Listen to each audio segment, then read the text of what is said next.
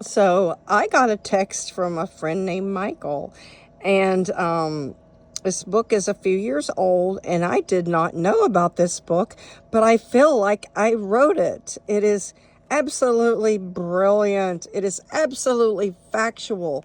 It is absolutely underrated and, ready for the world to read. I'm just going to read one segment of this for today. We expect women to do the work of pregnancy prevention.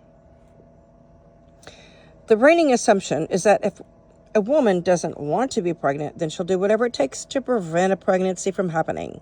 After all, it's women's bodies that are stuck dealing with the pregnancy. This assumption seems to align with data from the birth control industry.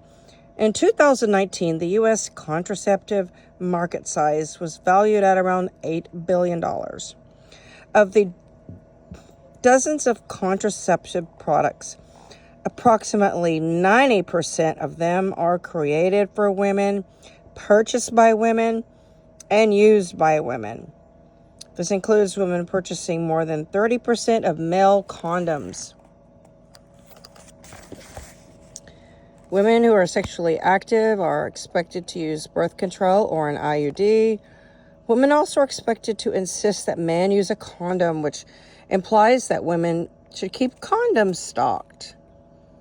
It creates one of those fun double binds women get to deal with. If she has condoms, she's a slut. But if she doesn't have condoms, she's irresponsible. These are double standards, folks. This is misogyny. We don't even notice that women pay the cost of birth control, even though it benefits both men and women. In fact, I've never met a woman who charges her boyfriend for half of the cost of the doctor's appointments, transportation, and prescription refills required of her to handle pregnancy prevention, or the time off of work from side effects and discomfort. To be clear, men may not expect their girlfriend to help with the cost of condoms either, but the differences in the cost between condoms and birth control, dollars, time, convenience, forethought, etc., are significant. Pennies to dollars. And as already mentioned, women also purchase more than 30% of condoms.